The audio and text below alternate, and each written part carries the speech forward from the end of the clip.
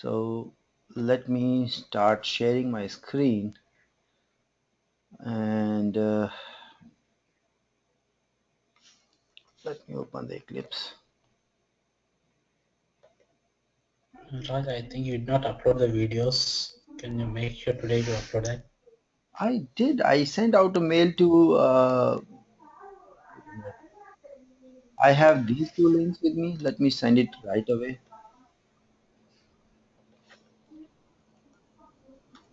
Here, okay. And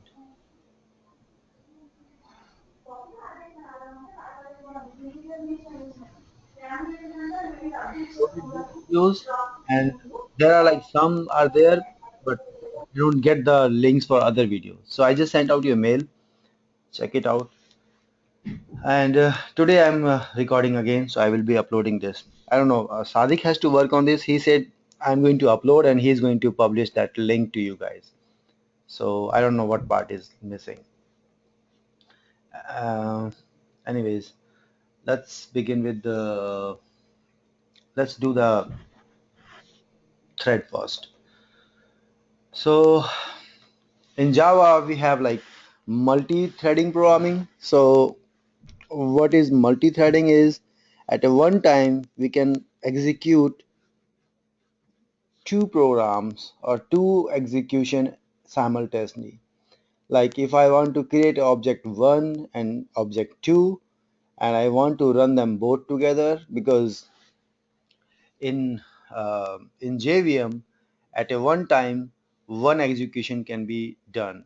But if I want to do the parallel, like one is running, it is getting allocated the execution, it starts the program and run it, then it goes back in a stack and the other program can go and run it. So we are going to see how these things are working in Java. Let me write something and then I will try to explain. New class.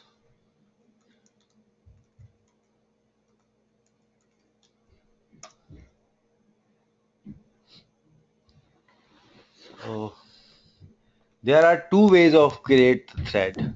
One is Java has thread class itself. You can extend that thread, and in a thread we have a method called run. So we give the implementation of that method run.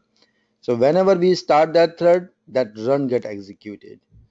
So this is one way. And other way is when we have like multiple class to implement, we don't want to do the extend thread, because if in Java we can only extend one class at a time. We don't have multiple inheritance here. So to avoid that situation, what we can do is we can implement a runnable interface so that we have space to extend any class. Let me speak again. I know you guys are confused.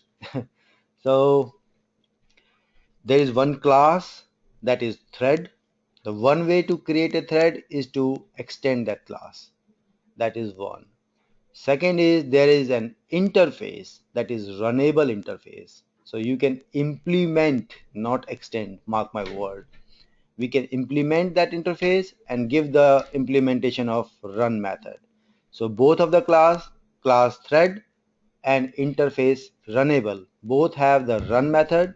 We can do either way. So let me write quickly something and then I will explain more on that. So class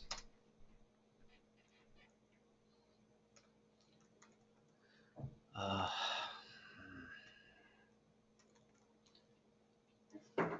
thread 1, and we write a class. Keep remember we have to do the camel case.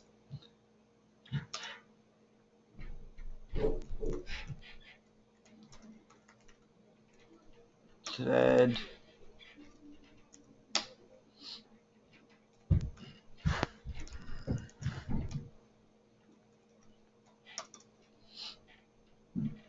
and we define a method public void run.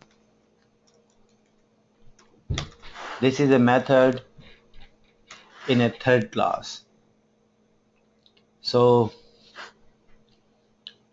you want to see what all the method in that, we can see t1 is equal to new thread t1 dot. It is going to give you all the methods what thread has, but there is a contract in Java. When you are extending thread and you want to execute something in particular thread, you have to give an implementation of a run method. So we have, let me find the run.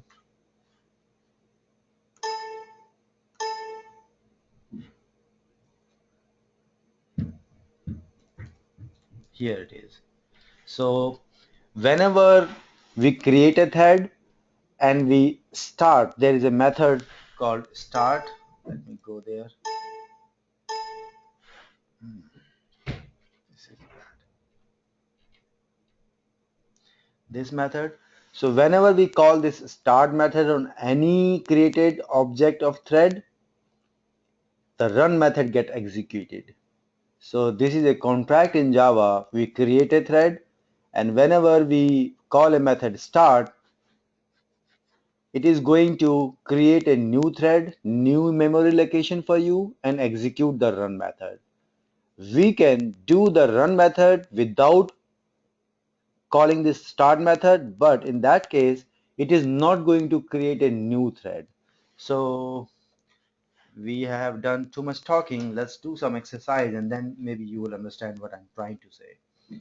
System out, and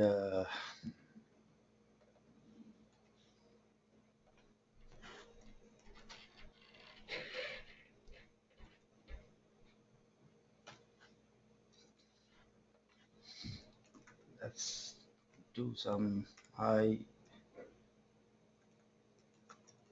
int I is equal to 0. What I'm trying to do here is in thread 1 I'm going to print the I 10 times, and then we will create one more thread and we will print that some other variable j 10 times, and we will try to execute both of the threads together and we would see how it get executed.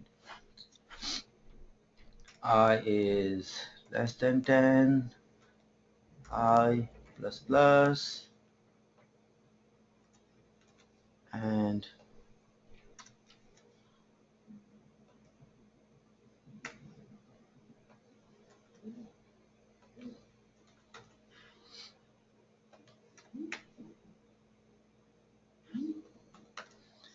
so we have created a class thread and we have given an implementation of run. In our main class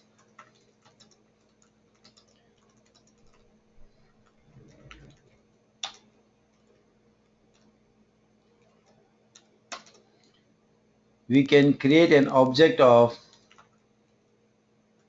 thread 1 t1 is equal to new,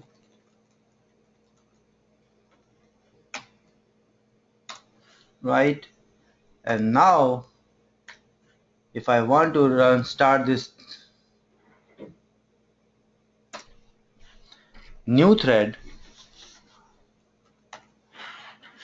when I call this method start, it is automatically going to execute this run method. How it is working? I have created an object of thread1 as a t1, and this thread1 what it is doing is it is having a run method implemented over here. So whenever we create a object of any class which is extending thread, we have this run method and we give the implementation in that class, and whenever we call a start method, what it is going to do is it is creating a separate memory for that, and it is going to create a separate thread for that. So let's do one more thing. I can create two objects and I can do this t2 is equal to start, right?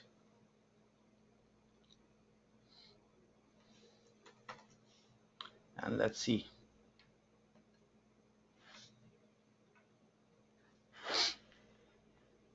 what is happening. The I value should be 0. Yeah, good catch. Uh, what is happening? Uh, so it is, see, everything is getting printed out in a console two times. This one is two times, two is two times, three is two times. See here, four up to three, it is executing in parallel, one for the T1 and one for the T2 because these two threads are running in parallel. But here there is a latency. The maybe the T1 got the execution first and then the T2, or maybe the T1 is executing up to 4, 5, 6, 7, 8, 9, and then only the T2 get executed 4, 5, 6, 7, 8. You understand? Maybe I will give you another example. Let's do the write one more class, thread 2, and let's do the implementation, the interface.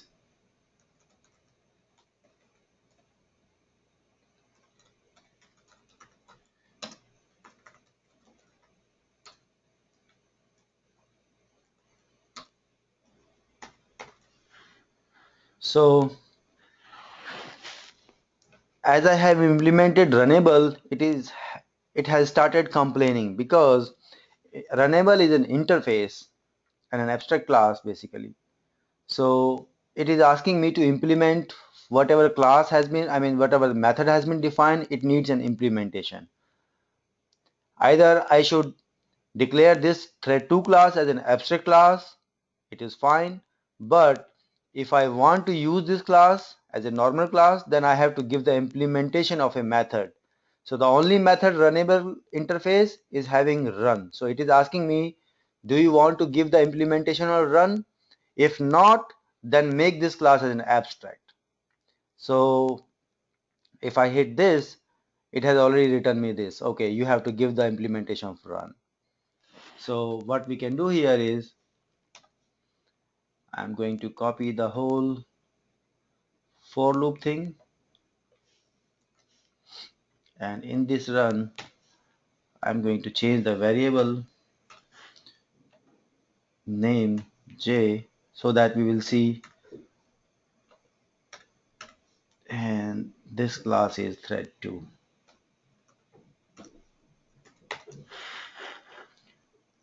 And so we have seen an example of extending thread. We extend a thread, give a run method, and whatever execution we want to put over there. Another method of creating a thread is create a thread, which is, I mean, create a class which implements runnable. And when we have this class, what we are going to do is we have to pass that thread to,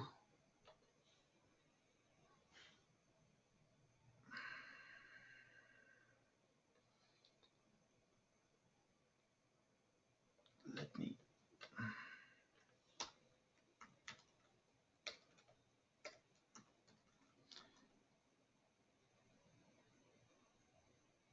thread to new thread, and we have to pass to here. Did I miss the name?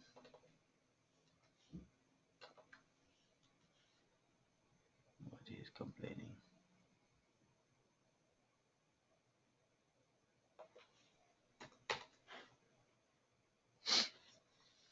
So when we are creating a thread, we have to pass this class, which is implementing runnable, to create a new thread. So let me see what's wrong here. Thread to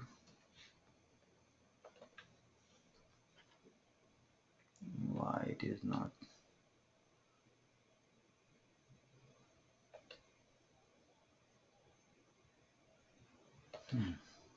Interesting. Something wrong here. We implemented run thread 2.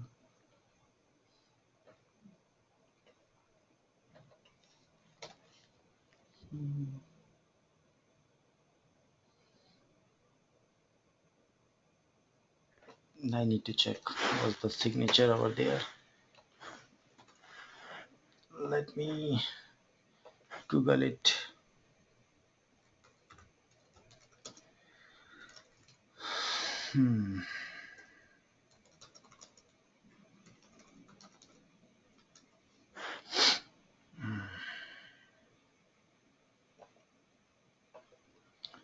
Looks like I am missing something, so we implement this runnable and we give the run method. That's fine.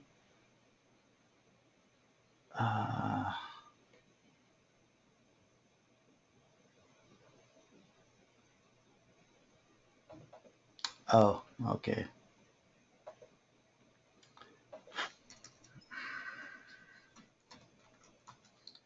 Thread 2 T2.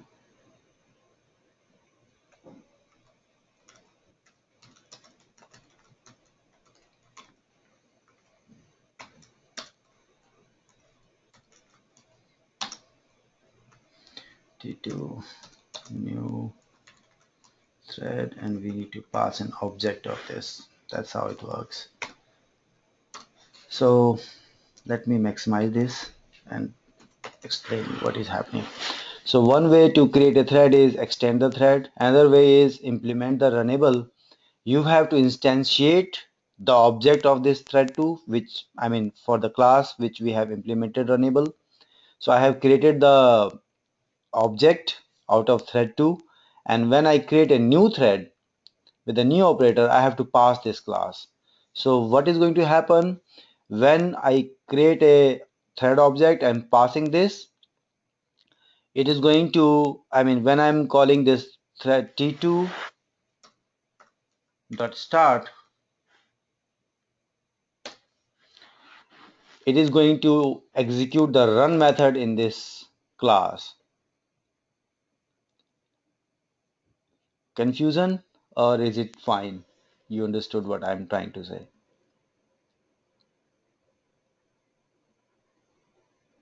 Can you Amit? explain me once again? Mm-hmm. Go ahead.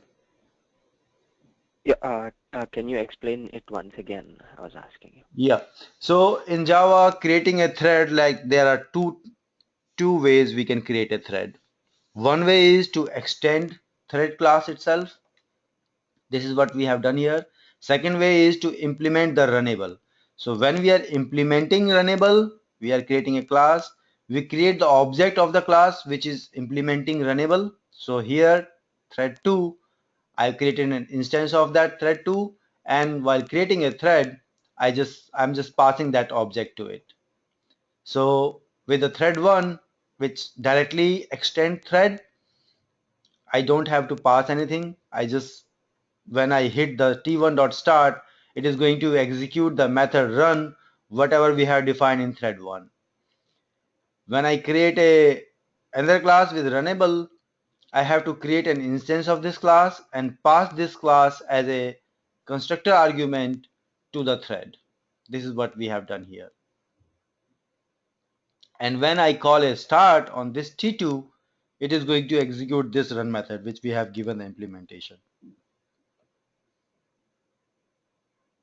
Still confused?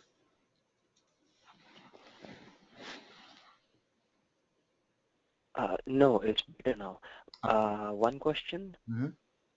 like as you have written class thread 2 implements runnable. Mm-hmm. So if you are implementing the class thread 1, Mm-hmm. so like how we have written in line 11, so do we have to write the same way like that in for thread 1, the T1? I mean, the only difference Or I mean, only thing for implements we have to write like that. Yeah, I mean, this is an interface, that's why we are using implement, and this is a class, Okay. that's why we are using extend. Oh, So the only okay. difference Oh, here okay. is if we want to use thread class, you cannot, I mean, you can only extend one class at a time in Java, right? So if you are extending this thread, and if you want to have this thread one to have some parent you want to extend, you cannot do that. So let me do here Okay. class test, or maybe thread parent,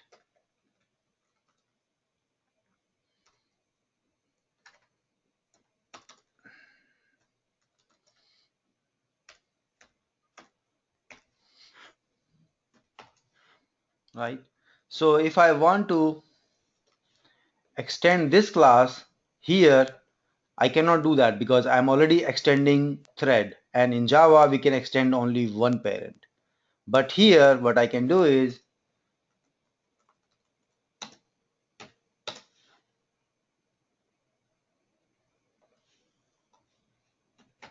see, so I can extend one parent and I can implement renewable. So my requirement is I want to extend one parent class and I want to create a separate thread for this class. So I can extend one parent and I can still do the thread with this class. But if I am doing extending thread directly, if I am trying to create a thread with this class, I cannot extend my parent. So that's the difference between using thread and runnable. How you want to create a thread with the class. If you want to use runnable interface, you have an opportunity or you have advantage. You can leverage the other parent class like this. But if you are using a thread to create a thread for your class, you don't have that leverage to extend any parent class. So that's the difference between thread and runnable. Thread is a concrete class, runnable itself is a interface. So whenever you implement runnable, you are bound to give a method implementation of run. Is it clear now? Okay. Yeah. Good. So let me run this, and what I'm going to do here is,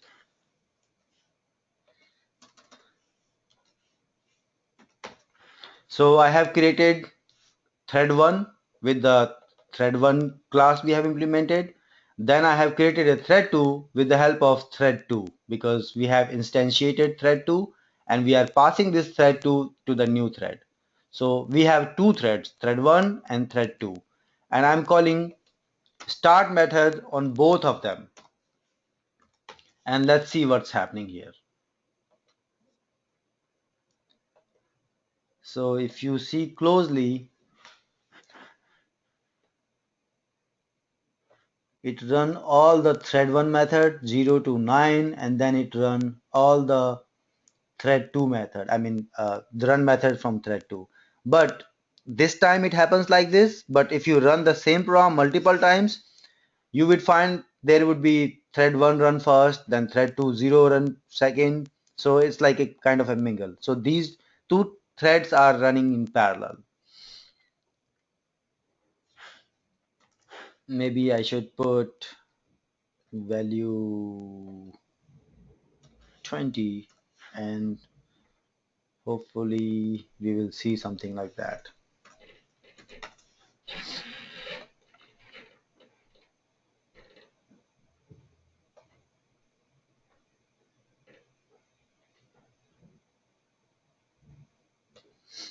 No, it's like going linear by. But sometimes you will see that thread 2 get executed, then thread 2, I mean thread 1, then thread 2.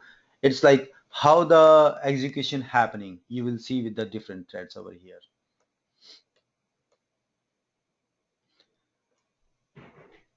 There are, I mean, there are like different states in a thread. When you go with thread example, you will see uh, different states on a thread. What I mean to say is, um, When you start, it's in a starting, I mean, it's in a start stage. When you, when this thread get on a hold, it is on a suspended. So there are like different ways of to work with the threads. There are like different methods in thread which you can use. So let me find a diagram or something so that you would understand. Mm, I have a book in my hand and I'm trying to give you all the states so that mm, because I don't remember actually what are the different, yeah. So one is ready to run and running and dead. So when I say ready to run, what is mean is like you have created a thread and it's in a queue. So like if I have like 5 threads all together and I create a start on them, so all the 5 threads get queued up and they are in a ready to run. Whoever is getting executed, we call that thread as a running. It's in a running state because it is printing out the values. Like for now, if you see the example here, thread 2, 0, thread 2, 1 up to 20. So thread 2 get executed, and while it is running this thread 2, it's in a running state. But while it is in running state, thread 1 is in a ready to run because it's in a queue. So the execution ends with thread 2, the thread 1 will be executed. So, and once the thread 2 completes, either it will go in a completed state or a terminated state. There are like different states in that: sleeping, blocked, wait, and I mean join. Those kinds of, I mean, those states are like um, runnable.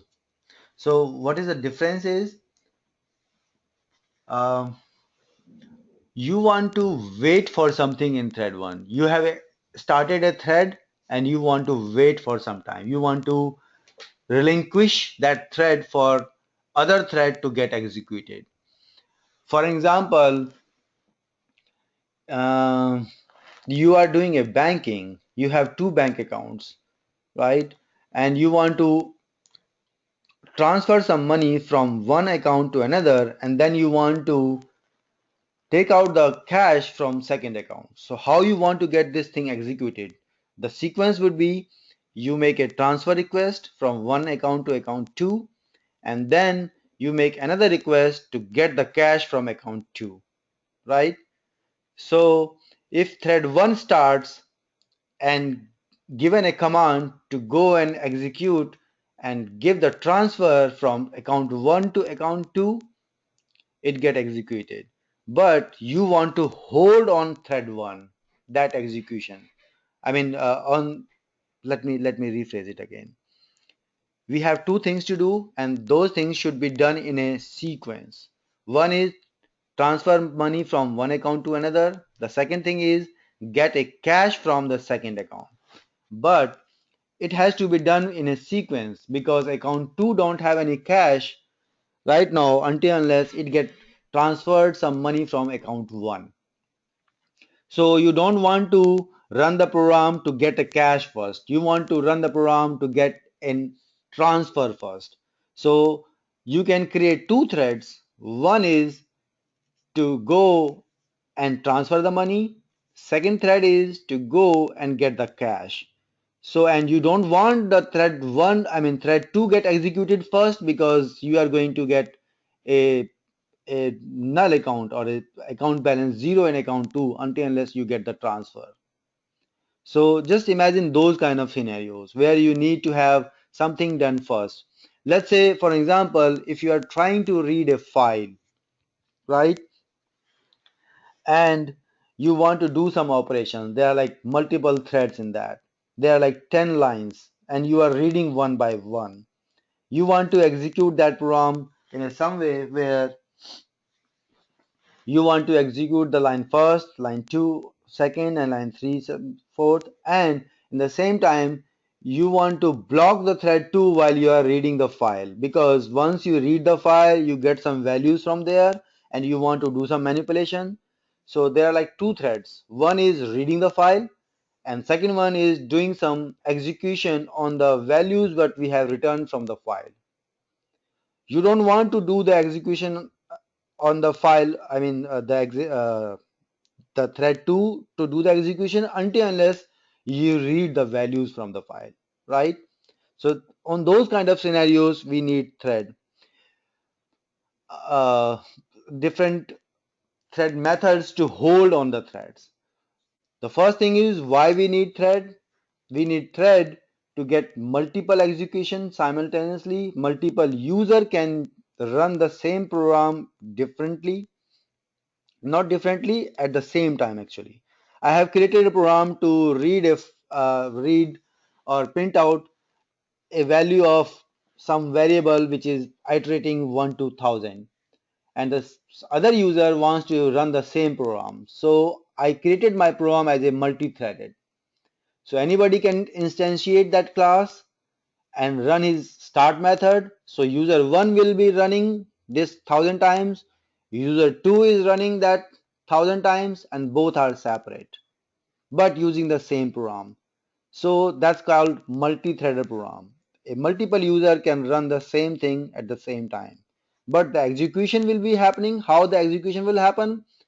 They have the different memory space for them. They have the different local variable for them. Like I have created this class here, this parent class I mean this parent thread parent, and it has a variable integer I. So when I create, let's do one more exercise.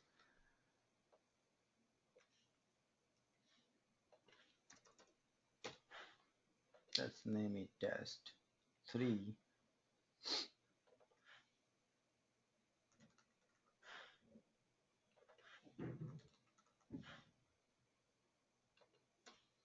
T3 dot start.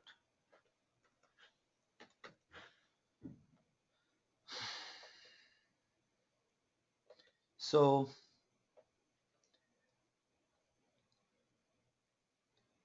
if you see, I have created T2 and T3. Both are using the same kind of class, which is implementing the runnable and having a parent class named thread parent, which is holding an integer I. So let me put some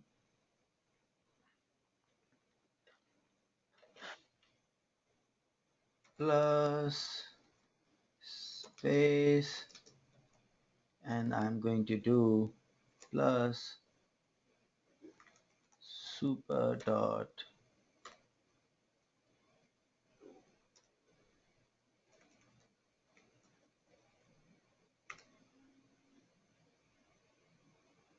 no value. Let me do the one method here.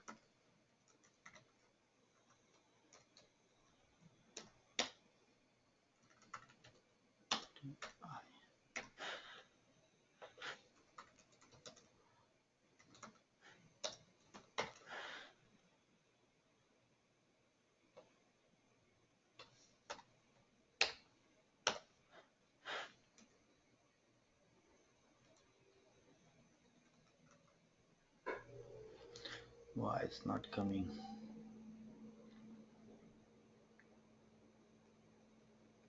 Oh, let's do this. I can, k is equal to 0.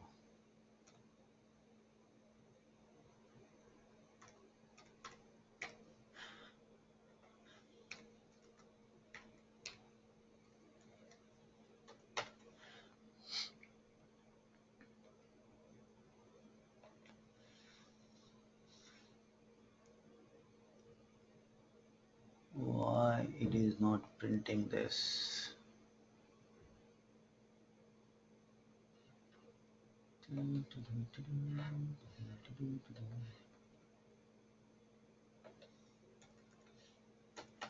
Did I save it?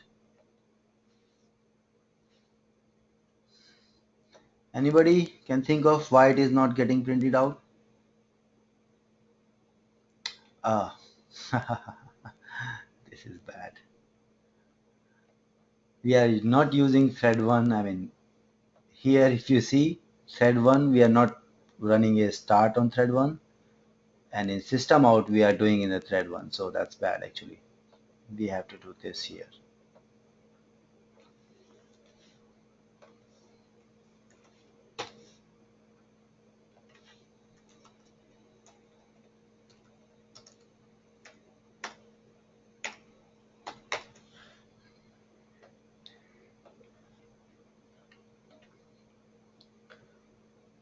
So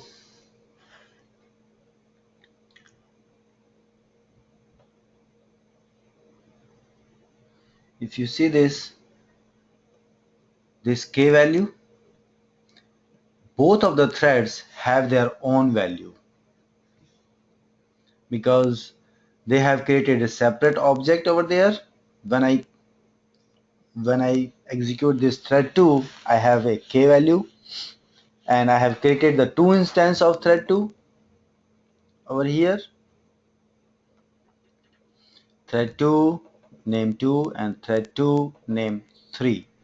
And what I'm trying to do here is on thread 2 class I am passing 2, and thread 3 class I am passing 3 here because I have created 2 instances of thread 2 class, and I'm running t2.start and t3.start. So t1 has his own k variable and it is iterating 20 times, and t3 has his own variable and they are running like this. Confused? I feel like. Guys, come on, speak up.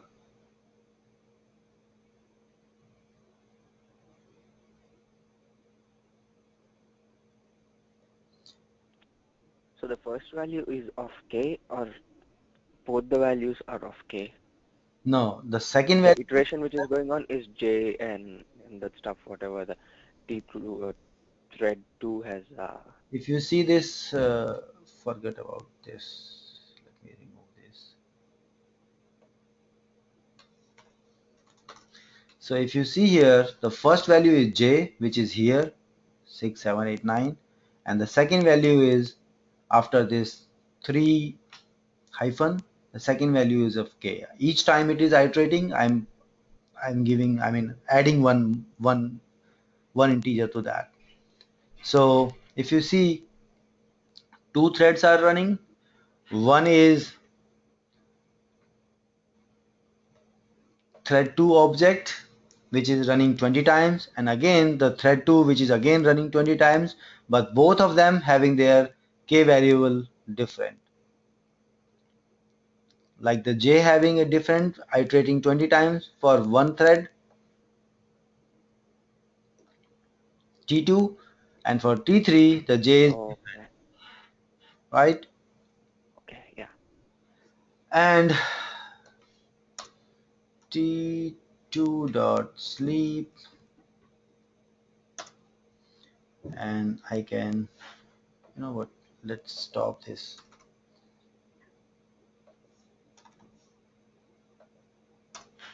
T1 dot sleep.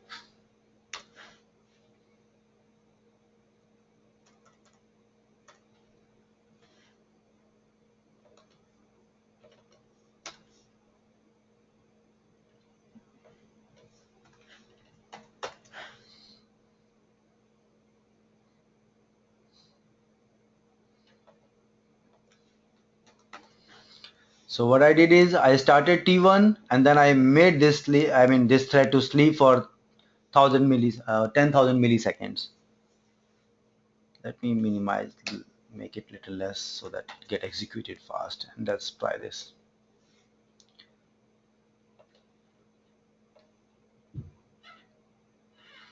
So I created T1.start.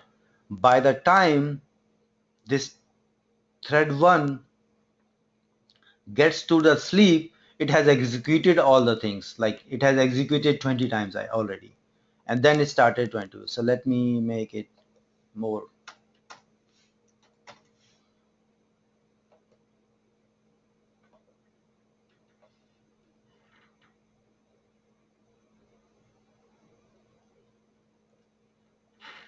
Thread 190.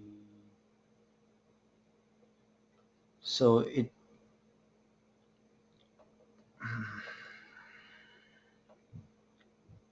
where is that? Or maybe, Does it execute and then sleep?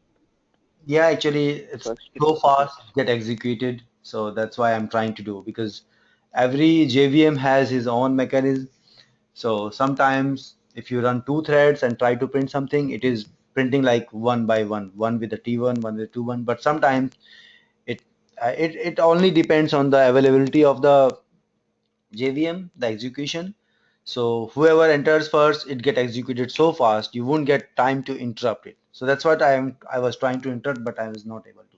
So, but yeah, you can go through with these. I mean, these other methods: sleep, wait, join, these kind of things. These are the mechanism to communicate between the threads. Like one thread wants to wait on another thread, it can be called on T1 dot wait on T2, so that until unless the T2 get finished, T1 won't get executed. Similarly, join, you can call a join like I want to T2 execute it first and then I want T1 immediately after that. So that's kind of a join. If you remember when we were discussing the object method, the very super parent of this Java,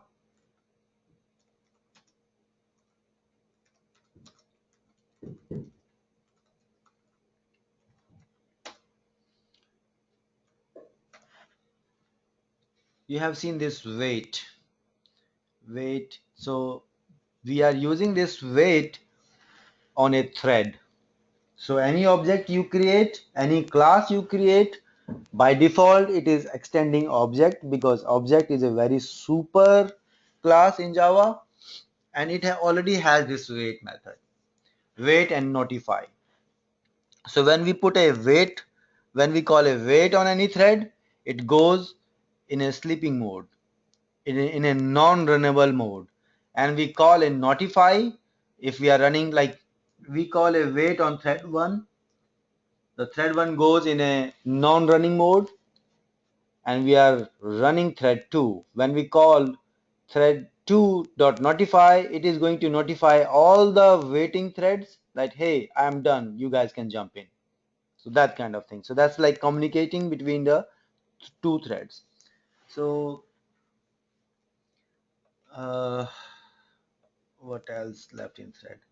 I guess I have covered most of the things. So I would say go and do some reading and do some practice with the thread methods. The basic funda about this method, I mean this thread, is like, one, you need to use the thread class itself, one is runnable. In both of the cases you have to give the implementation of the run method, and if you are implementing runnable, you have a opportunity to extend more classes, one of the parent class. If you are using a thread, you cannot do that. uh, we can create as many threads and make them run. So I know you guys are a little confused, so I would like you guys to go and read something so that you will understand how it is happening in thread. Come up with the questions and let me know. Or you still have some questions right away, you can shoot it me. Uh, from what I have read about threads, I don't know if it's different for different JVMs, Mhm. but I have one question. Like, uh, we are executing thread 1, Mhm. and it's taking a little longer. Mhm. So can thread 2 jump in to start execution, or does it have to be in a queue kind? Yeah, I mean that's what I said. Like every JVM have his own mechanism. So what he is doing is when we have like So multiple how threads. will we know that? That's my question. Like, um, how will we know that it's happening because this JVM acts differently compared to the other one? Yeah, I mean Can we tell any you cannot differences? you cannot know that like how much time one thread is going to get allocated. It all depends how busy the JVM is, how many threads you have created, what are the mechanism behind, what are the algorithm it is running. So that's completely up to JVM. We cannot do that. But if you want to run your threads according to you, you have these methods like sleep, wait, notify, join, so that you can communicate between the methods. That is a guarantee you can execute those things. But you don't have any guarantee how long you want to run one thread. No. But you have a guarantee methods with you how you want to execute those threads, like how you want to prioritize. We have a method called priority in threads. You can prioritize that those threads. I can prioritize thread T1 as like 10. I can prioritize thread T2 as 5. So you can give the number. You can give the name of the threads. While creating these threads, you can provide a name.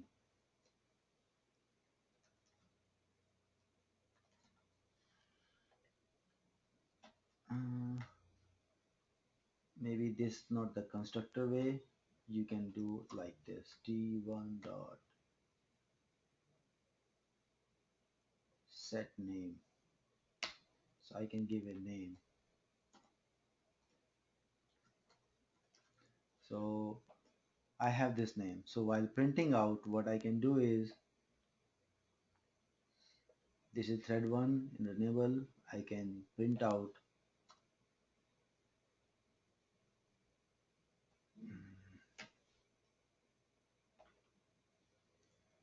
plus some space so that it will be readable, and then I can add, and then I got this dot get name.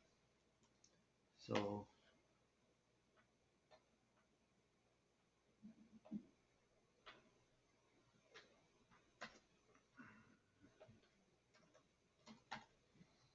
if I execute this,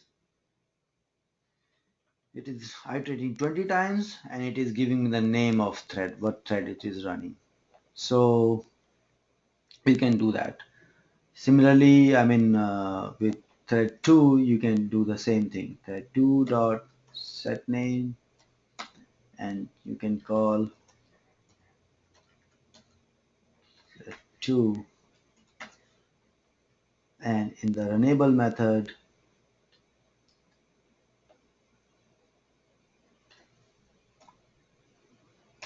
dot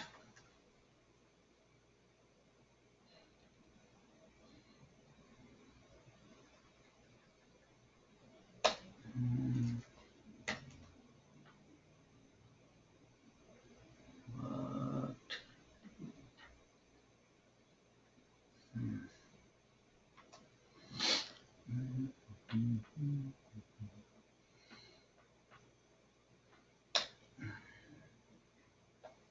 I can put thread 2 dot set name,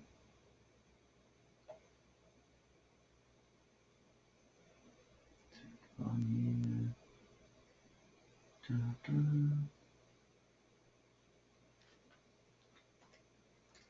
this dot.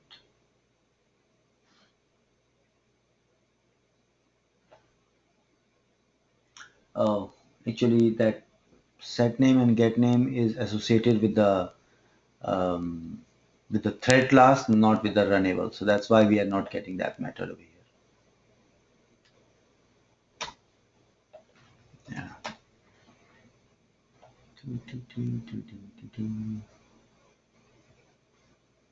Yeah. So what all methods? Let's go through with some more methods and see what we can do. Uh, this is like one get method, and we have this priority method. We can set the priority, we can get the priority of that thread. So, and this priority go up to 10, 1 to 10. We can get the state. We can create a group of threads. I mean, we can create a thread group and we can assign multiple thread in a one group. So those kind of operation, but we generally don't use that thing much. So the only thing what we use is like start and run method we implement. And most of the time when we need to communicate between the methods, we use wait and notify and join. These are the important methods. I would suggest you should focus and do some practice on that. Any question?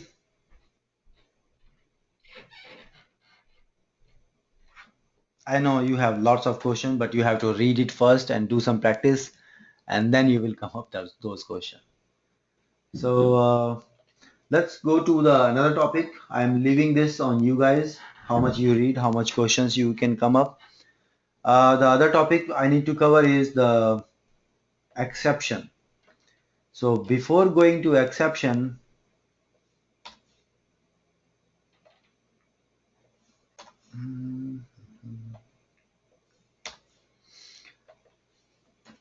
I'm going to give you a very short example of how to read file, and then we can go through with the exception how it works over there. So file reader,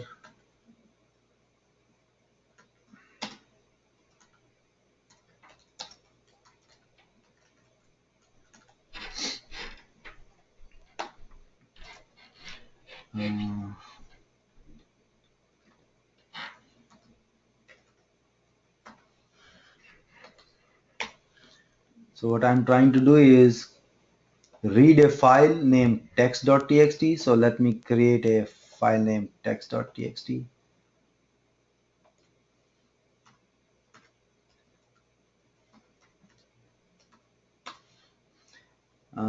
You see PQR, MNO. I just written a few lines in that so that when we can read this.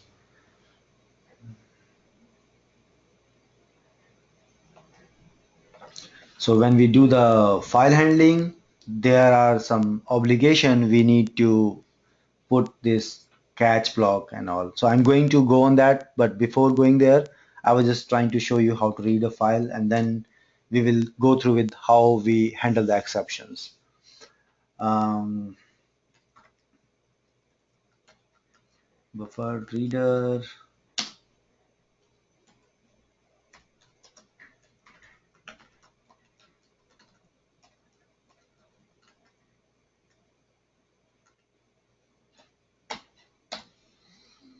So there is a package java.io. So all the file handling you are doing, all those classes are there itself. So I just imported this file reader and buffer reader over here so that I can use those class. So let me define one variable as well. String line is equal to null. Why I'm doing this? I'm going to read line by line from this buffer stream. So while line equals to bf dot read line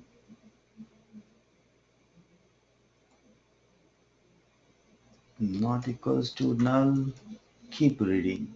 So I'm trying to read line by line. I have put a condition.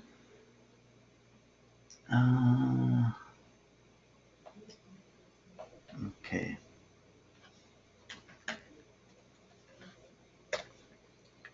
Don't worry about this catch part. I'm going to go on that. That's why I'm doing some exercise before so that you know why I'm doing this. So sys out and I'm printing line. So what has happened here is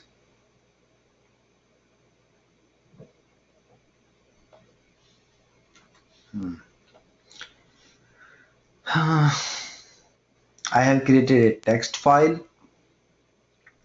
and I put some line over there what I'm trying to do here is I'm trying to read from a text file. So I created a stream file reader and I have given the text.txt file name on this and I'm trying to read. So what just happened is it is throwing an exception file not found. So maybe the path of this file.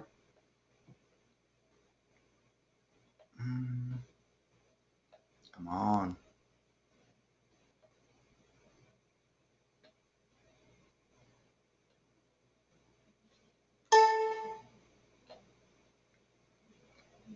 Oh God.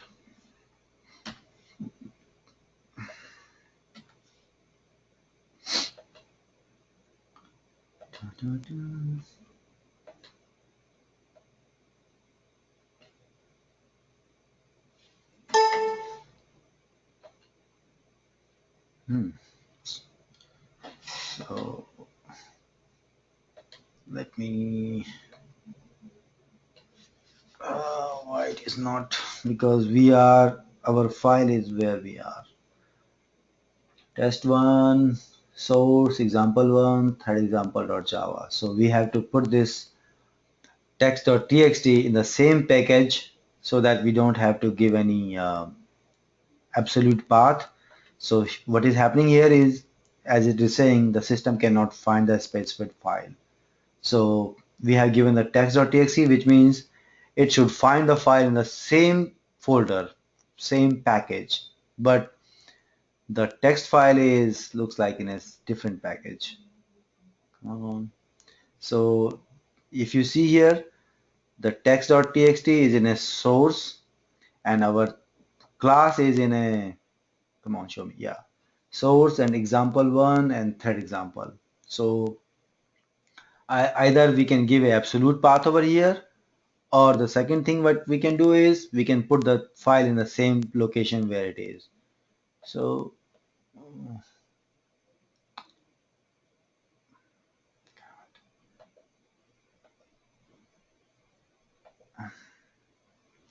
test one source text.txt, test one source, and we are in this class.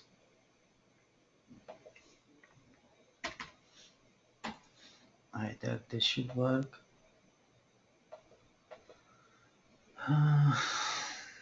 So it's in a, you know what, let me create a,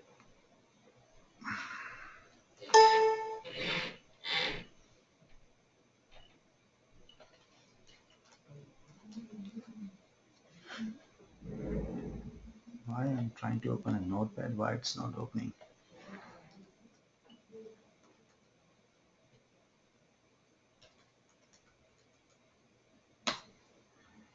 See,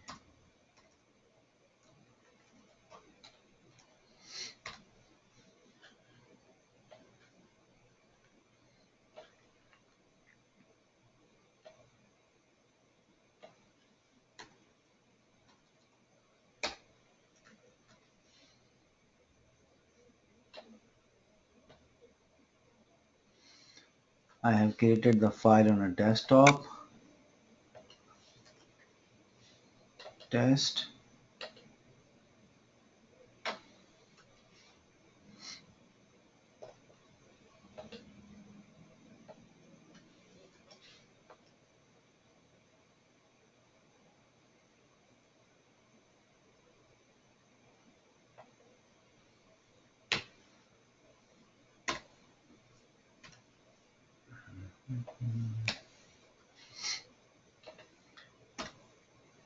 We have to parse the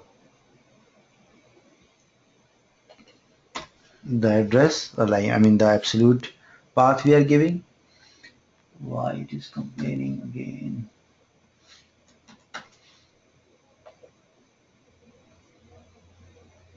Oh,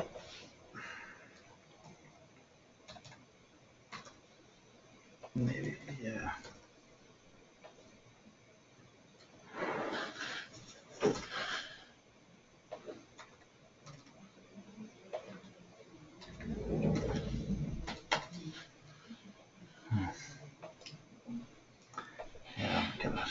So I give the absolute path in Java. If you are giving the absolute path, you have to parse that backslash, and now it is reading my test.txt. So in Java, let me open some. I downloaded some of the images so that I can explain you. So exception, what are exception? In our normal Java programming, what we do is we write some execution, some statements, and something goes wrong or something get interrupted. Like for example, if you are trying to iterate through an array of size 10, and if you want to read a value of array at position 11, but you have defined that array of size 10 only. So what is going to happen? It is going to generate an exception, an error. So in Java, and there are sometimes what you are trying to do is reading a file, but you have seen that while reading a file, it was not getting that file. I mean, the location of the file was not good. So it is complaining the file not found. So before doing any operation, I have to get that file. So there are some obligation in Java if you are doing that such kind of operation. There are compile time exceptions. Like when you are doing the compiling, the Java will complain, man, you are trying to read a file, but you didn't put an exception try catch while reading the file. And there are some exceptions which you cannot catch, which you don't know. I mean, you are not obligated to catch that exception, like the runtime exception, or maybe some of the system error, like something goes wrong with your memory because you cannot predict. So those kind of exception. So so there are like checked exceptions and unchecked exceptions. All the exceptions are extending a very parent exception that is called throwable, if you can see my screen. So throwable is the very parent exception. And then throwable has two types of exception. One is error and one is exception. So error is something something with the arithmetic null pointer. Arithmetic is like you are trying to divide a 0 by 10. So that's going to give you an exception because that's going to be infinity or something like that. There are like null pointer. You are trying to run a method out of an object, but you didn't initialize that object. You are trying to print out a value of a string, but you didn't give any value to that. So you are trying to do some operations with some variable, but you have not given any value to that, and you are trying to achieve that value. So it's going to give you null pointer because that object itself does not exist. Maybe you have declared, but you didn't have defined them. You didn't have initialized them, and you are trying to access those objects. So in those scenarios, it is going to complain like null pointer exceptions. And then as I explained, like array index out of bound, like you are trying to retrieve a value at 11th position, but the array itself is a 10 size only. So it is going to complain like array index out of bound. Illegal argument, you are trying to pass some illegal argument, those kind of exception it is going to throw. So, but these are the exceptions, the error one, these are the exceptions which you cannot know, which you don't know, you cannot predict. Those are unchecked exceptions. These exceptions are not checked at the compile time. You write a program, you compile it, and then run it. So the error kind of exception, these are coming out when you are running it. You don't know prior before running it that this is going to happen. So, and there are like some exceptions which you already know, like file not found. So when you are trying to do a file operation, you should be knowing that I'm giving this path, and you should be knowing if this file didn't get path, I have to do something about it. Those are called checked exception, which is going to be checked at the compile time itself. So you write a program, you did the file handling, and at the when you try to compile that program, the compiler is going to check for you whether you have doing that handling thing or not, because you are trying to read a file. If the file does not exist, what you are going to do? Are you going to do something? So it's going to check that for you. So that's why it's called checked exception and checked exception. So how we categorize them? Throwable has two subclass, two childs. One is error and one is exception. All the exceptions falling under error is called unchecked, and there is one exception which is falling under exception, that is called runtime exception. So the exception has multiple types of exceptions, child exceptions. One is runtime, AWT exception, IO exception, like the way we did for the file handling. IO is input output exception. We are trying to buffer, we are trying to stream something into the file, or taking something from the file, what we did here in a minute before in our example. So those kind of things are like uh, the IO exception. So all the exceptions which are falling under error and a subclass of exception, that is a runtime exception, and then there are like more childs under this runtime exception. So all these exceptions are unchecked exception, which is not getting checked at compile time. It get executed at the runtime and it is going to throw you some exception. But the exception what we can catch is like IO exception and some other exceptions. Let me find out. I try to download one more image. Let me see if I have that. Yeah, let me.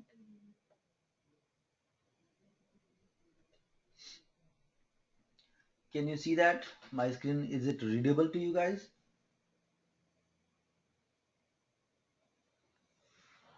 Amir? Yeah, it can be read, but Okay, it's a little I'm going to read it for you. difficult. So throwable again is a like very parent exception class, and then it has a error. Error is like non-checked exceptions, and is throwable having another child called exception.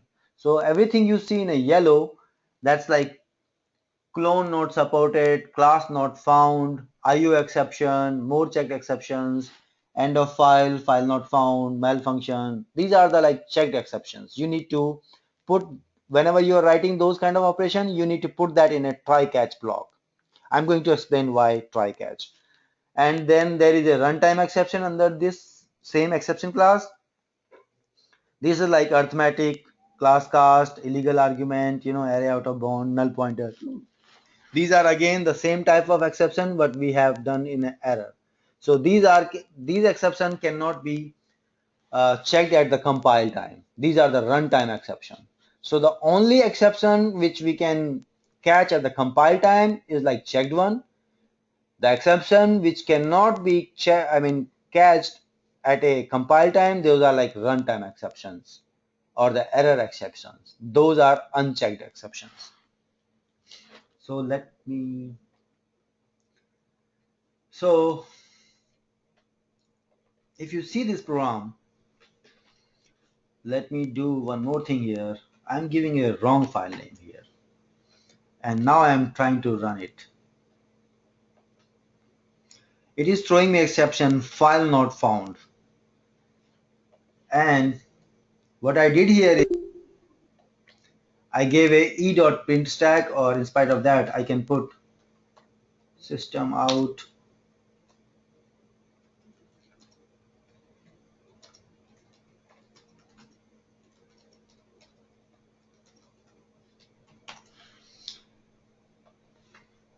See what happened?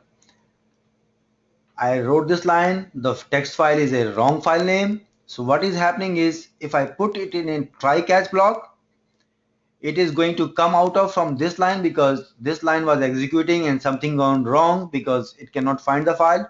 So in spite of executing the other line, it has gone back here in the catch because some exception has occurred. And when I put a catch block, I I know that this kind of file not found kind of exception might have been thrown out. So I know already I'm doing this file handling. So this can be an exception. So in this exception, I'm catching that. So when I catch that, I found, okay, this is the same exception. I mean, when I'm putting this catch here, I'm trying to find, I'm catching this. Is this the exception? Because this line has thrown out this exception, file not found. I'm catching it here.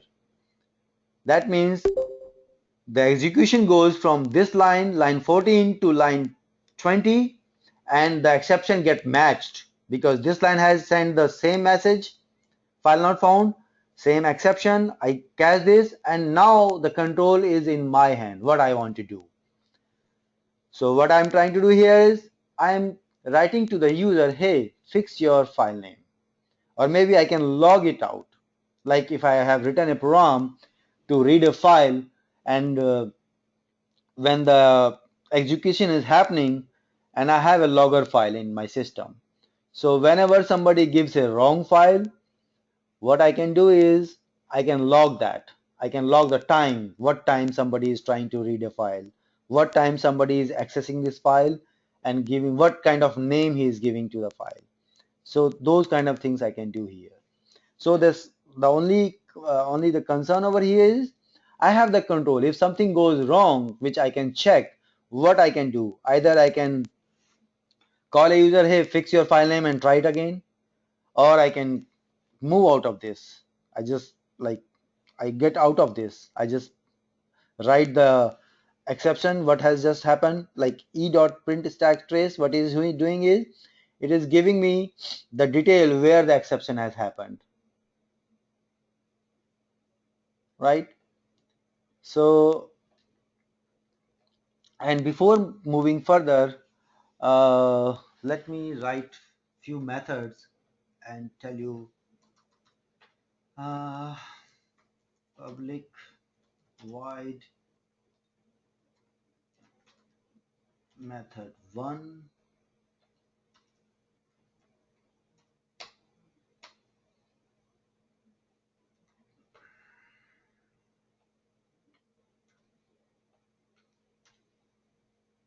method 2,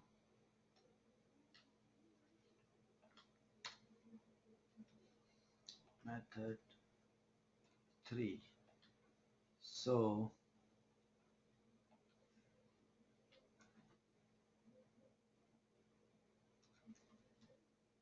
method 2, I'm just going to explain you why I'm doing this.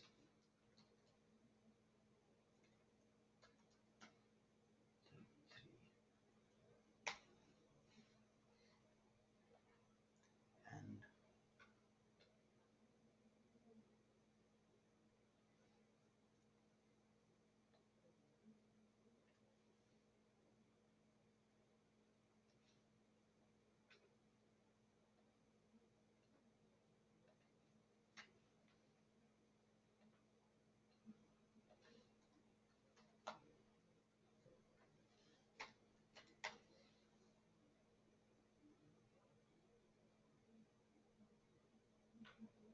uh, I mean, for any static method, if you are trying to execute any static item, you have to declare them as a static. So either I can define a different class and do that thing, or I can do here. I can make all the methods as a static. For now, I made them static. Uh,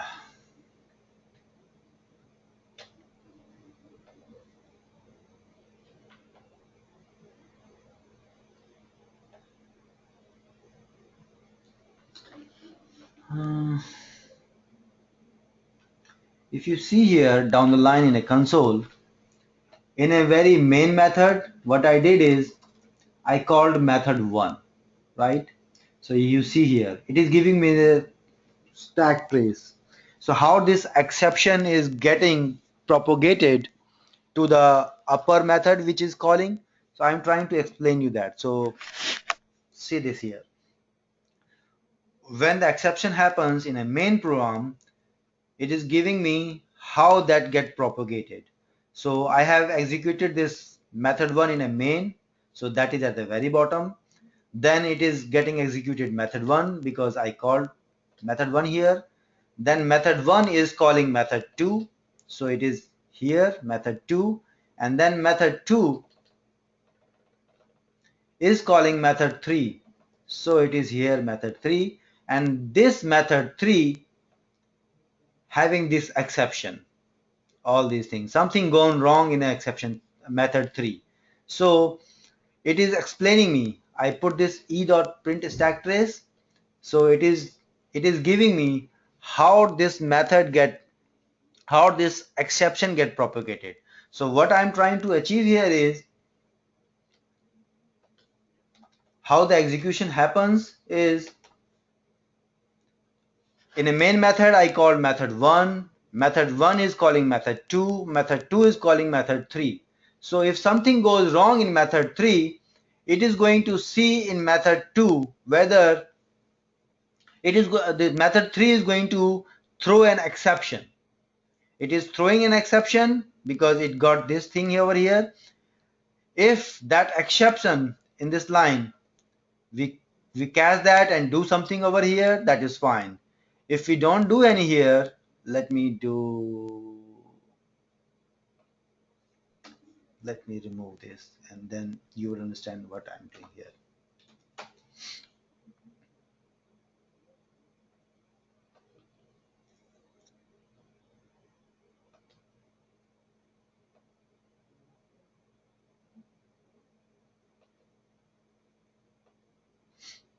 So see, either I can put a try catch. I'm going to explain more on try catch, don't worry.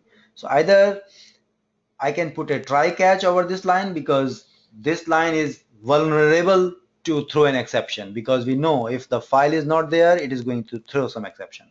So one way is, either I can put a try catch and handle that exception, because Java wants me, because this file handling is a checked exception at a compile time itself, it is going to find out I am not handling that exception. So I am bound to handle that exception which this line may throw out. So either I can put a try catch, and in a catch block I can handle that exception, or what I can do is I can throw in this method. I know in my method 3 there is some exception is going to come out. I can throw that method. Hey, I know this method is going to throw. So whoever is going to call this method 3 has to tackle that exception. See, I put this throws clause over here on method 3. So now it has started complaining about here because I'm not handling that method over here. So what I can do is, I'm again putting a throws clause. So what I did is, whoever is calling method 3 has to handle that. So method 3, I put throws clause, which means if something goes in this method itself, any line, any statement is throwing an exception, I want whoever is calling this method 3 to handle that. But method 2 is calling this. I explain here again, whoever is calling method 2, whatever exception I am coming up with, has to handle that. I put throws here. Or what I can do here is, I can put a try catch it here itself. See, I can handle that exception here itself, or I can pass it to one level up. So if you see here, I'm going to put a sys out.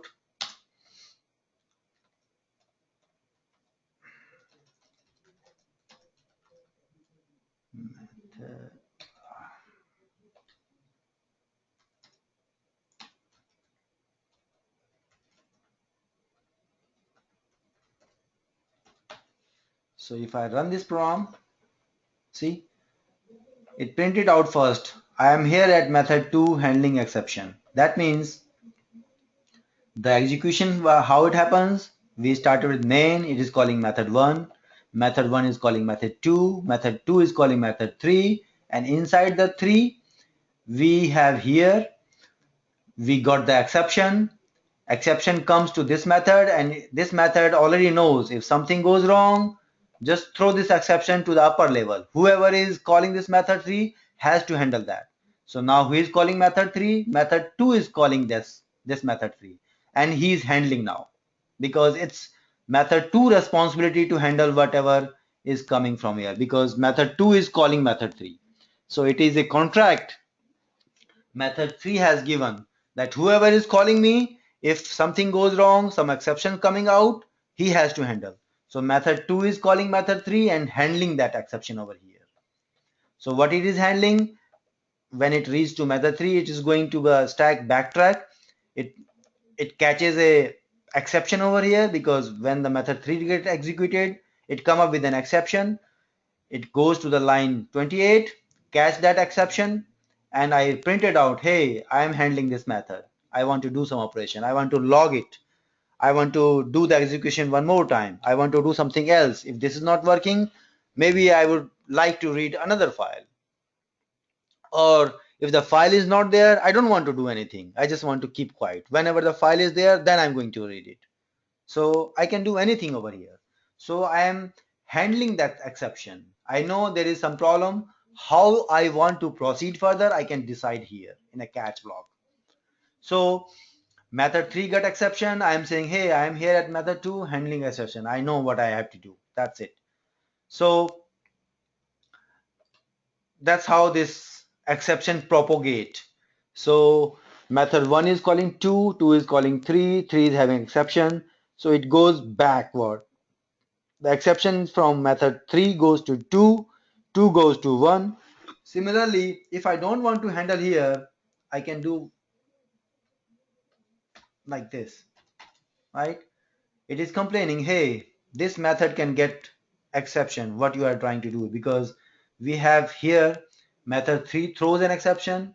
That means whoever is calling method 3 has to handle. So either I can handle here because method 3 is vulnerable to throw an exception. Either I can catch it here, do something about it, or I can throw it to the above level. Hey, I'm getting in method 2, I have declared whatever exception I am having in method 2, I am going to throw it away. Whoever is calling method 2 has to handle that now. So now we are having issue over here. Either we can catch it here, surround with catch, or do some operation here, or we can again throw it to the above level, add throws clause. So I am adding throws clause. So now this main method has to do something. Either I can put a try catch over here, again I can throw the method. That's it. So that's how it propagates. So any question on this propagation, how this execution or how the exception propagate? Kim?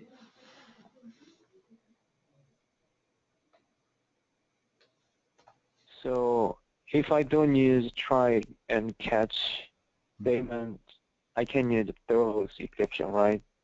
Yeah, so um, try catch is something, you have a try catch block. There are some checked exceptions, which I have explained earlier. So the checked exceptions, we know like this, like we are handling some kind of operation which is prone to throw some exception. We know there can be some logical issues in our program, which we know that this can give some exception. So the Java want us to protect it or do something about it. To do something about it, what we can do is we can put that statement in a try catch block. Like I have explained, if we are trying to handle a file, Java wants us to do something about it. If something goes wrong, what you want to do? The same kind of thing, if I'm trying to do some mathematical operation or some array out of index, Java wants us to do something about it. If something goes wrong, what you want to do? So to do something about it, what I do is I put that statement which is more prone to send some, throw out some exception. I'm putting it in a try catch. So try catch is nothing but to protect our exception. Catch our exception, whatever we are going to thrown out from our statement. So try catch is nothing but to catch that exception and do something about it. We can handle that. We can log that somewhere. We can write down, or we can do some different operation on that. So one way is to put a try catch and do something about it. Another way is to put a throws clause. Throws clause is something like I have explained. It is having a stack trace. It is having a trace of methods who is calling what. So method 1 is calling 2, 2 is calling 3, 3 is having some exception. So it propagate backward. So somebody has to catch that exception. If he is not catching that exception, he has to pass it back to the upper level.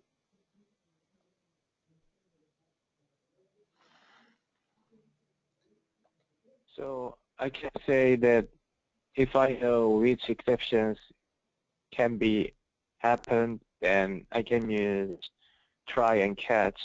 But if not, I need to use those just exception something. Yes. Okay. Yeah, right now I'm trying to explain you the propagation. I'm going to come up Yep. what kind of exceptions can happen and how we throw them and how to work with them. I'm going to explain that. Right now my focus is to explain how this exception propagates, how it goes through. So as I have explained, if you see here again, we are calling main method, main is calling 2, 2 is calling 3, 3 is calling this some line, and it is exception is there. So it is giving me where the exception is, and I should either catch it or I should either propagate it. So I tried both. The second item comes here is, let me remove this, remove this, and remove this.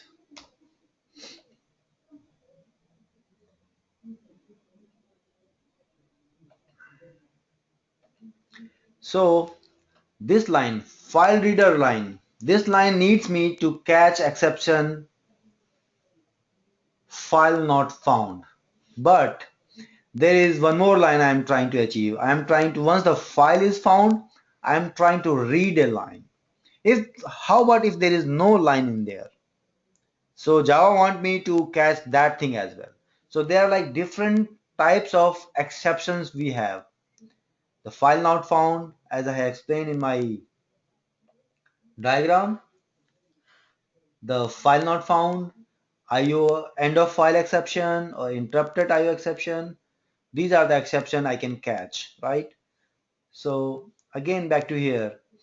If I am writing something to read a file, I have to catch this because this is going to throw some exception. This might throw an exception if the file is not there. So I am writing this file not exception. Now I am reading this file here. So there may be a line but there may be a no line. It is going to throw a null at the very first time. So I have to catch this. So how I can catch this?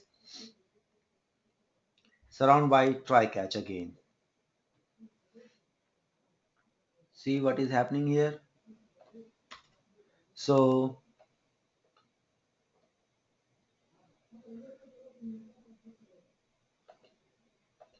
okay, if you let me maximize this. So I have like two lines. One is reading a file. I put it in a try catch block because I know this line can throw file not exception. So if this line, if something goes wrong here, if we get the exception, I want to do something. I want to log it somewhere. I want to write somewhere so that I can read the report and I can understand what has happened, what went wrong there. Or I want to do nothing. Oh, file is not there. Okay, leave it. I just put it in a stack in a console. That's it. I'm not doing anything. Then there is a line when we read the file. Then there is a line we have written here. Line this buffered reader dot read line. So this also needs a catch exception because this can throw an input output exception. So Java wants us to catch that because if I don't put here this try catch, the compiler is going to complain, hey, your this line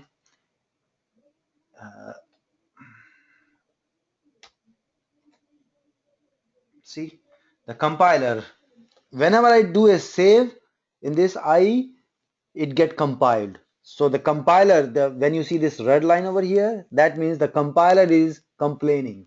He's saying you have this line and this line can throw an exception. You have to catch that. Either you catch this or you throw to the upper level and do something on the upper level.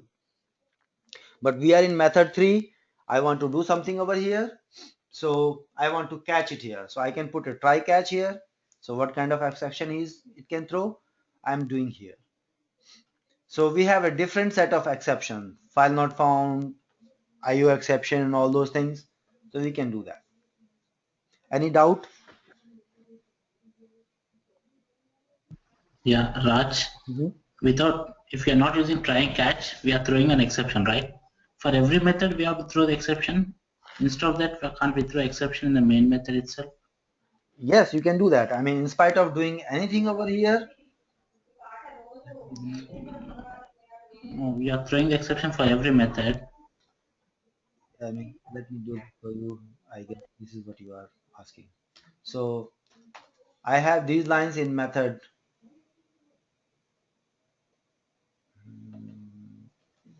Yes.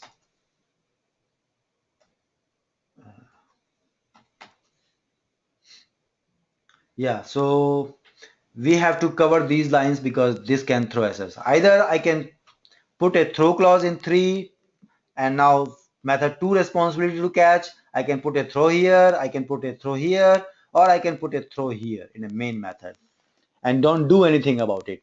I know this is going to throw an exception, but I don't want to do anything. So I have to put a throw clause all the way up to the stream. That's what you are asking, or you have something else? No, that's what I'm asking. We have to throw exception for 3 methods, or if we throw exception for main method is enough. No, I mean, you are doing the operation in 3. So right now your main method is calling 3. But how about if somebody else is? You have another class and who's trying to run this method? So you have to put a throw clause over here. So when you put a throw clause over here, that means whoever is calling this method has a responsibility to catch that. So right now I am calling through method 2, 1 and main. So that's why I'm putting a throw clause. But if if some other class is trying to execute this method 3, he has the responsibility to catch that. Understood? Yeah, okay. Yeah. So whoever is calling method 3 has to catch that if I'm putting this throw clause over here.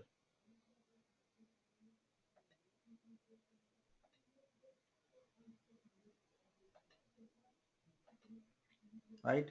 So now method 3 is calling, method 2 is calling this, or maybe some other class is calling this. Then he has to handle that thing. So that's how it works. Second thing is, you just noticed I covered with, I mean, let me remove this as well and then I will show you.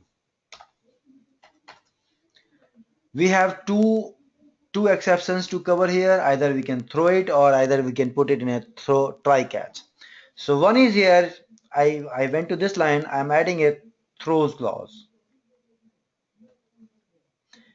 What it did is it put a file not found exception here. Just notice the file name, I mean the name of this exception. But it is complaining on this. So when I put a throw clause with this, how it happens, how it works is I have a parent exception, I have a child exception. So if I'm already throwing a parent one, I don't have to throw a child one. So this IO exception I can do here, I can surround with try catch. So the second line over here, this line can throw a IO exception, but IO exception is a parent of file not found. So if I'm putting this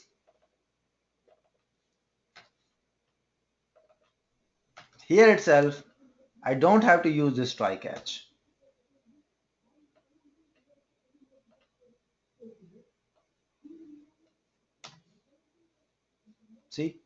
So if I am already throwing a parent, I don't have to throw a child. The second thing is,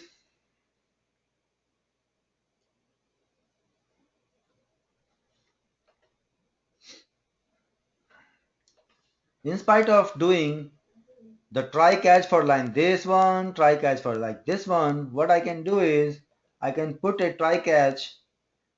I can have a multiple catch. I can take this catch and put it all the way here.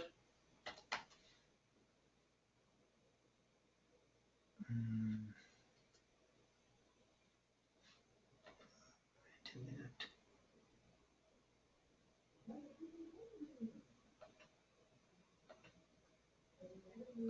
So in a single try catch, let me do this for you.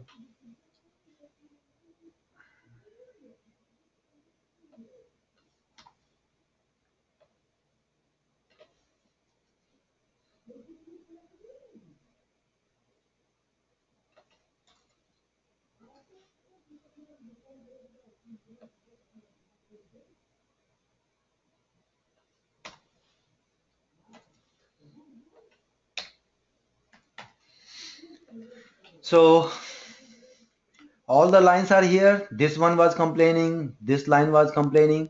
So I put a single try here and catch at the end.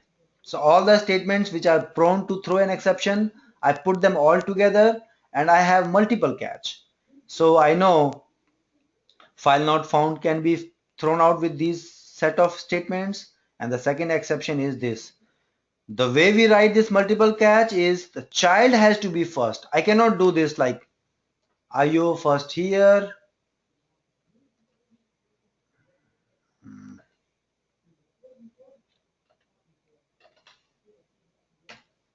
Oh God. And then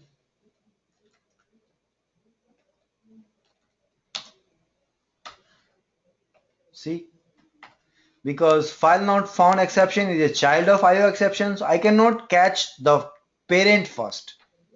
I have to catch the super child first and then I can go up. So this is an illegal statement. This is a bad statement. So I have to do this.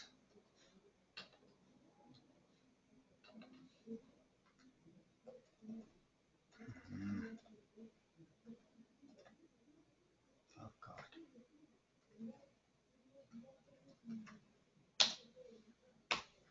So this is right one. So I have set of statements here and I know what are the exceptions can be come out from these lines. So I have to catch the very child, super child first, and then the parent, and then the parent.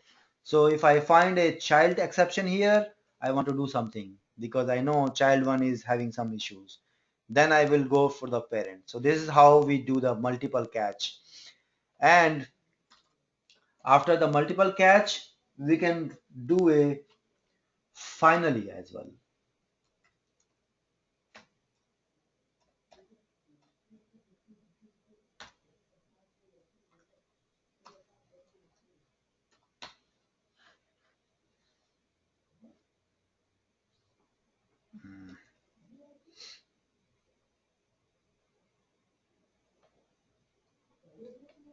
Finally, why it is not giving me.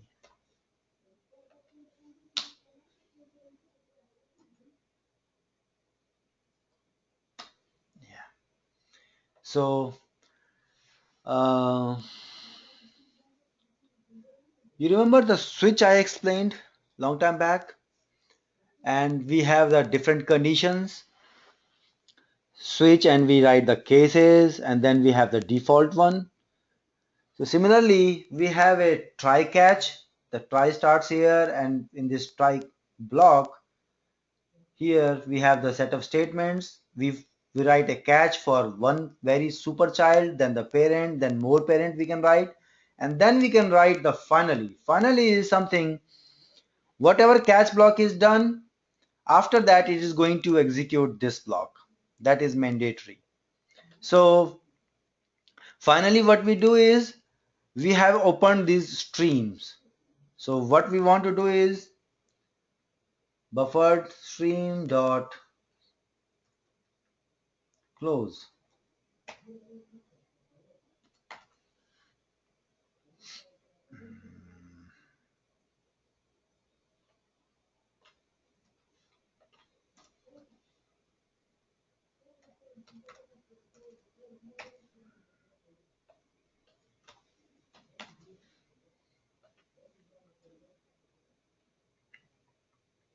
Why it is not giving the method?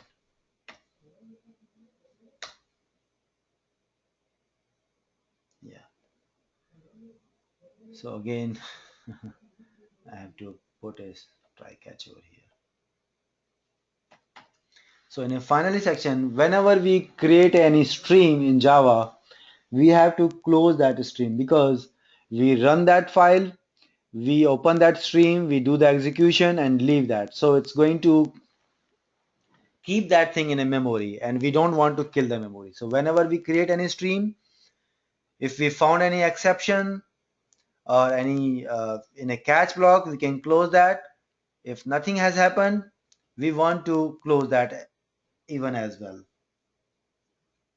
So in any case, if we are doing a file handling, we catch them and close the, do some operation. At the last, after all these catch get executed, we want to close that stream. This buffer reader is a stream and we are closing it out here. So that's the finally close we write after the catch.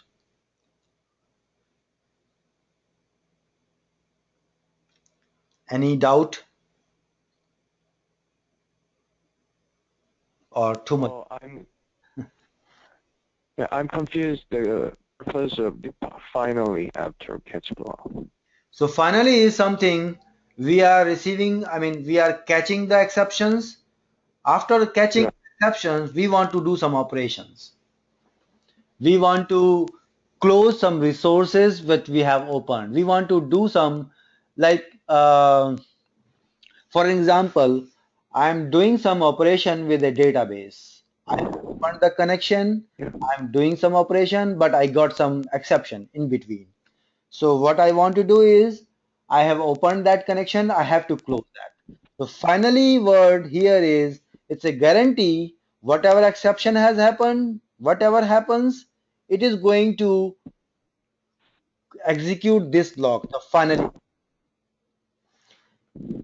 So whenever it comes in the finally after the catch, it is going to do those kind of operation for you. You want to close the connection, you want to close the file stream, or maybe in this class you have some variables which you are trying to update with some execution. Maybe you have initialized those variables from 0 and those are static variables, and each class which is each object which is working on the same variable, you want to make them initialize, because let's say for example you have like a class, you have two objects out of that, and in that class you have a static variable int I is equal to 0, static int I is equal to 0, and while doing this operation over here you got some exception and you want to come out. So what is going to happen? The variable in a class that is static, which you already have initialized some value, you have put some value, maybe let's say for 5 value you have given there. But the exception happens and you come out, but the class variable I is still holding 5. So what you want to do is, you want to make that value again back to 0 because you want to run this application again, so that whoever is executing this, he wants to have the very initial value of I. But that is not the mandatory. That's Right? not a mandatory, but you can, this finally is not mandatory, this finally is something you want to do something about. After the catch, you know that you found an exception, your execution has been stopped because of some exception. You are interrupted. Your execution is interrupted. You cannot execute any further. You are in middle of your execution and it get interrupted. You want to come out. But before coming out, you want to take care of few things like the connection for the database or some initialization you have done so far, or maybe some file reading you are doing. So you want to free the memory. You want to keep the memory. You don't want to keep the memory when you have the exception. You know you have started the execution, you have acquired the memory with the streams or with the database, but when you struck with some interruption, that means you are coming out of that execution. And when you are coming out of that execution, you don't want to keep that memory allocated. You want to free that memory. So this finally is going to help you in that. Once you know that there are exceptions, you are catching them, you want to free those memory. So that's how it works. But either your memory is going to be out of memory in JVM, because whenever we run our application, we have a fixed amount of memory, maybe 512, 1024 or something like that to JVM to operate. And if we keep occupying all the memory space with different connections, different file handling operation with the different streamings, it is going to go out of memory. So the program you want to run is not get executed because you are out of memory. Whenever you create an object, it it get allocated some memory. So if you keep allocating the memory to your objects, like say for example you have 20 objects and which has occupied all your memory. Now you are running some execution and you struck with some exception. You are working on all 20 objects all together. You have some hospitalization system or education system or student system, some library system, and you have all those objects created from that system that is in memory, and you are working on that, but suddenly you caught up with some exception and you cannot execute any further. So what you want to do, you want to relinquish that memory space so that when you run the next program, somebody else is executing, he can have that memory for him. So that's what you do in this finally clause. Does that help now? Oh, yeah, it's that. Yeah. Good. So we have learned the throws, we have learned the try catch, we have learned the propagation, how it works. There is one more thing, like throws clause we can add over here over the method. Like we want, we don't want to put a try catch here, we don't want to handle the exception inside this method. I want to put a throw clause so that whoever is calling this method has to handle that exception.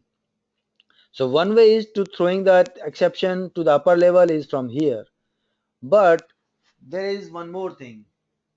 I can write a throw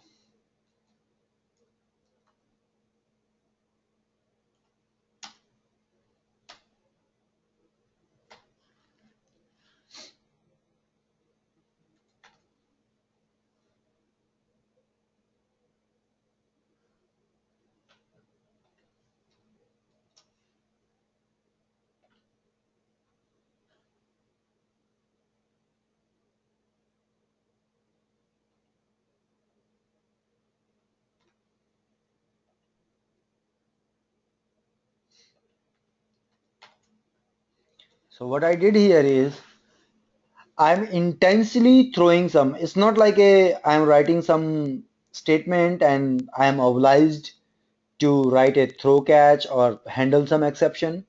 What I'm trying to do here is I'm intensely trying to throw an exception because I know I'm here and the logic I'm trying to put here is not working for me. I want to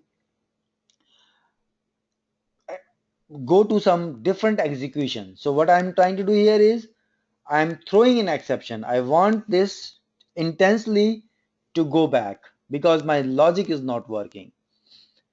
So it's like just a matter of handling the execution how you want to do.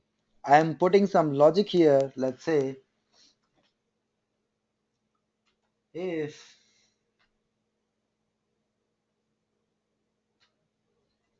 int I is equal to 10, I is less than 10,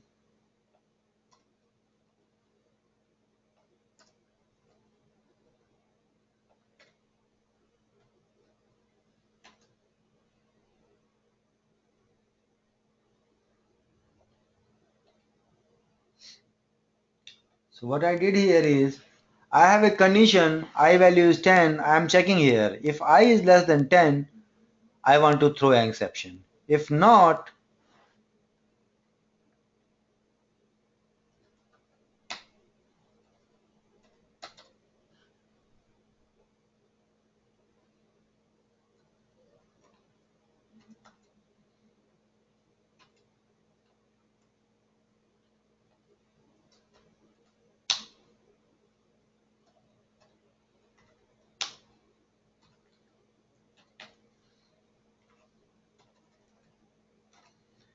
so I have a logic here. I value is 10. If I see value is less than 10, I want to throw an exception. So whenever there is an exception, the execution stop at that line itself. It won't go further. I'm throwing here an exception, which means the execution gets stopped. It won't go further. Let's say if I have after this if I have something else is out.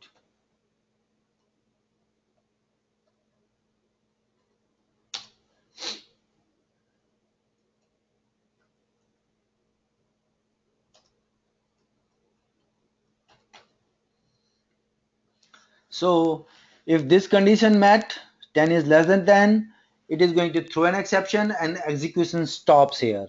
I won't go further. Even the after the if is not get executed. But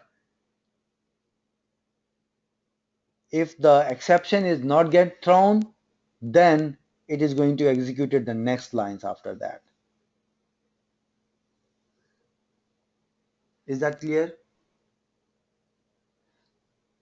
The moment it finds an exception, the execution stops there itself. It just goes back to the stack trace. So let me try to explain in another way. You have a stack and you are like the way I explained, like method 1, 2, 3, the main method. So how the execution start? You have a main method. So just take this main method, put it on a stack. Then you found a method 1. Main is calling method 1. Take that method 1 and put it on top of main 1. I'm on the main method. Then it is main 1 is calling 2. So put that 2 on top of it. So whenever there is an exception, let's say exception get caught in 2. So it is going to on the stack. It finds like whatever is in the top. So top one is method 2. It picks that. Then it finds does it handling the exception? No? Okay. Go to the top upper top level. Then it finds below that 2 in a stack is method 1. Does it handle the exception? Yes or no? Then it goes to the next level. It goes to the main. So that's how it works. But the execution stops at the moment when the exception get found.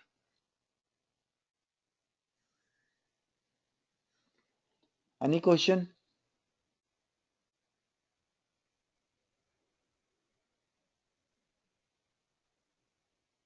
Amir? No, as of now. I have to read about this. Yeah, I know it's like today we have done too much, but yeah, you guys have Yeah. to read a lot. And, let me know if you want to take like more time because I'm done with Java. So you can come up with your questions and next thing I'm going to do is I'm going to create some program for you guys to have like J2E, some JSP and some database connection and we will do something over there. So I would say take like 1 or 2 day for yourself if you feel like you want more time to practice this exception and the thread thing, because these are important items. So what you guys says, you want to continue tomorrow or you want to have some time? For me, I would like to say Tuesday is better. Okay, so let's regroup at Tuesday and we'll take it further. I will post you a mail because I have to write that program for you. I have to do the database installation on my machine and all. So I will see that.